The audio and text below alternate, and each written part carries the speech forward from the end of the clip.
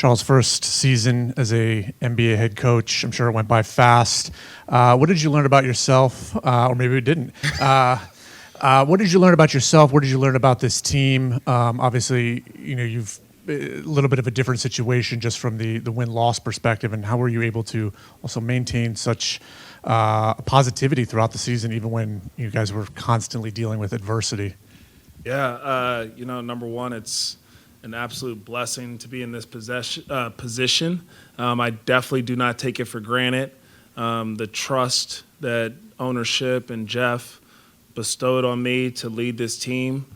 Year one, I think of a vision of just trying to build sustainable success. And the goal the whole year was to build standards of competitiveness, daily improvement, and an environment of togetherness as we just come to work, win, lose, or draw. Actually, there's no draws in basketball. But the mindset every day is to just come in and get better and work and do it together and have fun with the journey. And so it's hard not to be optimistic when you get to come to work with great people. The players have been absolutely phenomenal with their mindset, their approach, their hunger for coaching, for trying to get better, to come into a Spectrum Center arena with fans that are unwavering with their support, even in a 19-win season, is pretty special. It makes me even more optimistic when we can continue to put a product on the floor that they are just proud of. My coaching staff to come to those coaching meetings and have to plan a practice or talk about players or, as we're evaluating where we are offensively and defensively, and to hear all their creative thoughts and positivity while also keeping it real was fun. And I appreciate them. So there's just so many good things to take from the season, regardless of what the results were. Given that this was obviously your first year and now heading into your second year, how do you think things will be different given that you now have that experience under your belt and things will be just a bit different in that way? Yeah, so I think that going into year two, I challenged the guys last night. We obviously made a lot of strides, made a lot of progress, but it obviously isn't good enough. You win 19 games. You're not continuing to play in the play-in or playoffs. And so how we worked last year was good, but we have to work even harder if we want to see different results. Our actions have to be different, and theirs have to be different. Mine have to be different. I have to make sure that I am putting these guys in the best position, I think, to maximize themselves, but also to help us have team success. And so I look forward to a summer of fully focusing now on not having to hire a staff or play a playoff series with Boston and travel back and forth. And I can't wait to sit down with Jeff after we kind of decompress a little bit and reflect on the season and just continue to evaluate our team and what our team needs, because we have made so much growth and we just want to continue that positive momentum. Yeah, for the players that are going to be back next season, the core, players, how do you make sure the next step is taken? What do you guys have to do to get to that next level you want to get to next season? Yeah, I think it starts today.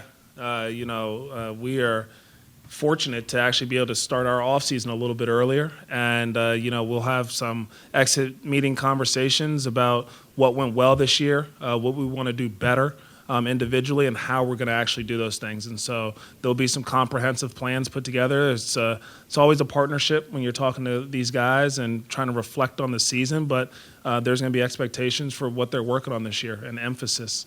And hopefully they come back having tightened up some of our strengths, addressing some of our weaknesses, and ready to kind of just move forward. And part of the basketball stuff and the physical side of things is just trying to get healthy. And so as some guys kind of are trying to get back to return to play, it's going to be important that they're taking care of their bodies, the nutrition stuff. So many times this year I thought that we showed that we can do things at a high level, an elite level, but can we sustain it? And a lot of that being able to sustain it is a little bit of the mental focus, but also the physical constraints that this game puts on you. It is tough to win in this league. It is a physical league, and so we got to be better conditioned. I think that we got to be a little bit stronger, and it all starts now. Charles, LaMelo obviously is a guy, max contract, cornerstone of the franchise, but hasn't really been able to stay on the floor here over the last few years. And how concerning is the chronic, I guess you say chronic ankle injuries and issues of that moving forward from a coaching perspective, and not having him on the floor consistently? Yeah, I'm encouraged by the upward trend in games played. I think previously he's played, 22, 36 games. This year he played 47. It's not where we obviously want it to be, and I have confidence that it's going to be even better next year. But again, that work starts now. All the ankle rehab stuff is going to have to take its steps, and I know that. Even last offseason, as I was coming back and forth from playoff series, he was in the gym. He was on the table. And I think a testament to our performance staff, a testament to Melo, understanding the importance of his availability for our team's success is huge. I feel like this year when he played, he knew that he had to be a great two-way player. He accepted the challenge. He took ownership of that. Was he perfect all the time? No, but none of us are. But I was appreciative of the fact that he made more of an effort to be engaged defensively. There's way more clips, and we had a little trivia day a couple days ago in Boston, and one of them was how many blocks did our team have on the season in transition? And after I gave the team the answer, I showed a couple clips of what the blocks were. And unfortunately, his didn't make the cut. But he had a couple occupy and second contests on the road. And so you just see the growth there, the buy-in, the wanting to just lead by example, I think, defensively. And it starts with him. And then offensively, he did a much better job as the season kind of just went on about understanding how were teams guarding him and seeing double teams and creating for his teammates and trusting it for the whole game. And that's why he was playing at an all-star level. And if we can kind of put together, I think, some more wins, it helps him get to that level of notoriety. But obviously the fans see it. We just got to make sure that everybody else sees it, and it'll help when we can put together a whole season of wins. So now that you've had a year with him, and you'll have this summer with him, fully focused. What are you going to say to him? What areas do you got to get better at? What do you feel like he's got to improve at? Yeah, I think number one is just continued body maintenance and improvements, getting stronger, being able to not wear down. I think as teams are going to try to be more physical with him, especially if we're trying to get to that level of play-in and playoffs, and even the end-season tournament now that has that added level of intensity. Teams are trying to deny him. They're trying to be physical, and you could see early in the year when teams did it, it definitely bothered him. And I think as he got used to it, he got a lot more comfortable. So it's going to start with his body. He's got to get stronger, more conditioned to be able to play both sides of the ball and sustain efforts. And then I think the next part is managing the game offensively, understanding what shots we need at what time, who needs to get a touch, who's got it going, the pace in which he needs to play with in a pick and roll situation. I just think that part of the game, as he starts just becoming an extension of the coaching staff and can get us under control and put us in the best position offensively to be successful, it's going to be very exciting to see. And one last thing, do you want to see him put on weight? I know you said strength, but do you want to see him put on actual weight and muscle?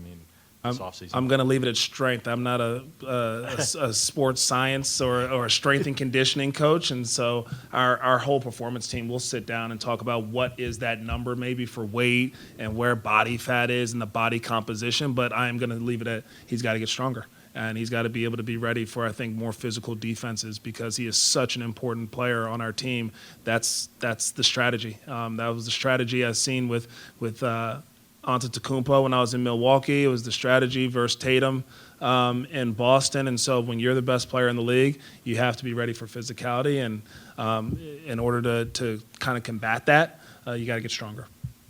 When you see the core players like LaMelo and Miles and Brandon Miller and I guess Mark as well, going forward for those players who will be here, what do you want to see from those guys to get to that next level next season to be able to be a better team, better franchise? Yeah, well, like I said before, it starts now with their lead by example, mentality and approach. I think that we all just need to bunker down and take ownership of our off-season development. Obviously, like I said before, we worked this summer. It wasn't good enough. We have to take it to another level, and it's going to start with those core four. They hold a heavy voice. I think that no matter if they say something, if they don't say something, people are looking at them for how are they reacting, how are they doing, even during a game in adverse times. Are they nervous? Are they feeling the pressure? We take our lead from them. I think even before sometimes the head coach, they take the lead from the best players. And so it's important that those core four, that they are here consistently, that they're pushing themselves to the limits, and that they're pushing their teammates and holding them accountable. And I hope that whether it's in Charlotte or they're getting together at some point outside of market, it'll be good for them. Coach, one of the wins for the team was Seth Curry winning the three-point percentage title. You were with Boston, who is one of the more prolific three-point shooting teams in the history of the game. Can you put into context what that accomplishment means for Seth, for the team, and maybe the example it sets for other young three-point shooters like LaMelo and Brandon for their future? Yeah, very excited for Seth and his accomplishment. I think it's cool for our organization, but even cooler for him for where he is in his career right now. I know obviously his dad had a very similar record, and so for him to achieve that and all the work that he's put in throughout his whole career, I'm very happy for him. I'm grateful for everything he has given to our team as that veteran leader, but it's also, I guess, kudos to our whole organization for just investing in player development. Everybody thinks that player development is for young guys, and it's for everyone.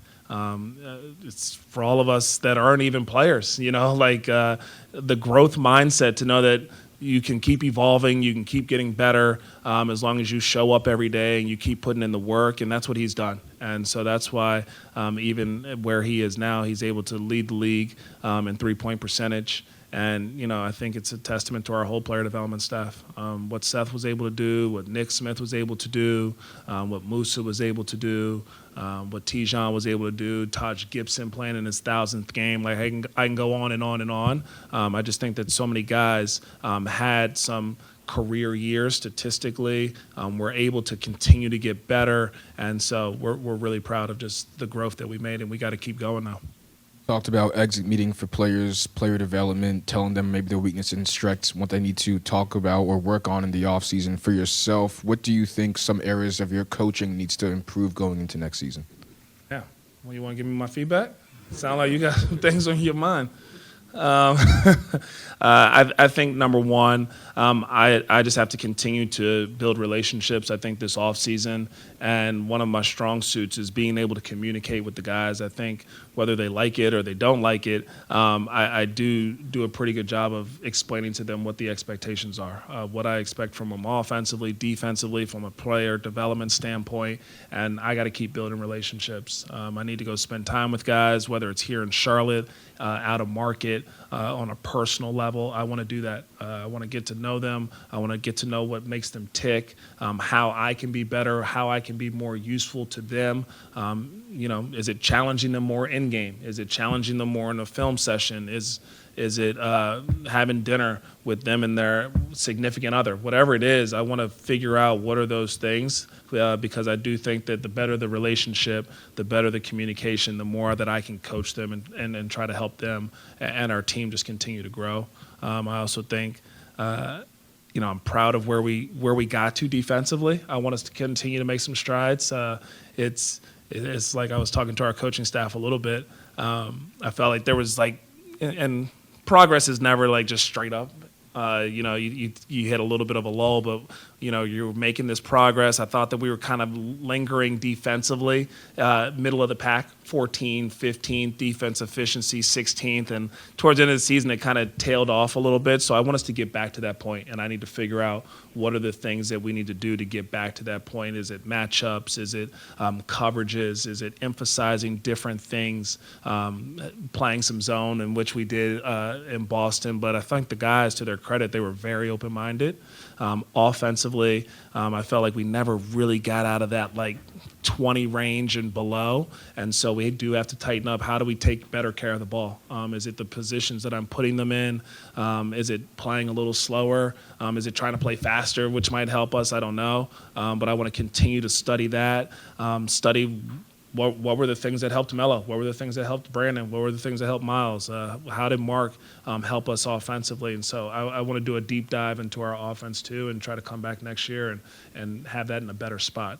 And more to Mark, in terms of his role and his ceiling at that role, what do you expect Mark to be? What do you want him to be as a player with the Hornets? Yeah, I'm very excited about Mark's continued growth opportunities because statistically, like he put up some double doubles that were like easy for him. And I think that this summer it's going to be important for him to just continue to train his body. I'm looking forward to him having a little bit of a healthier summer where like he's able to get a little bit stronger. He's in the right spot a lot of times, but he's just got to be a little quicker to get off the floor. I think that sometimes he does a great job of understanding players' tendencies, and then when they drive, he's got to be able to absorb that contact a little bit better and not give ground. So I think that once he has a great summer this year of lifting his legs and getting a little bit stronger and a little bit more confident in his movements, we're going to see him kind of take off in a lot of different areas, especially defensively, because there's some big-time blocks he had, and then there's some where like he's almost there and he's almost going to get it. But I also think the reps helped him. Getting to play more games was really good for him. And then offensively, we got to see a lot of what he can do. I think that in the half roll, he was great. He could finish, again, with added strength and conditioning to be able to play both sides of the floor. I think some of those finishes, through contact are going to be a little bit tougher next year. Maybe there's more and ones in there, but he also does a great job of just passing. Like he's a heck of a passer. To use him in some of the ATOs to be able to throw some of the lobs to Miles, or you hit him in the seam and he's hitting corner threes. That's pretty special. And then can we get him a little bit more integrated maybe with post-ups, and because I think that was an element that Nurk kind of added to our team later in the year, and so can we do the same with Mark and play out of the post and allow him to play make for himself and for others. Thank you all. Appreciate all of you guys.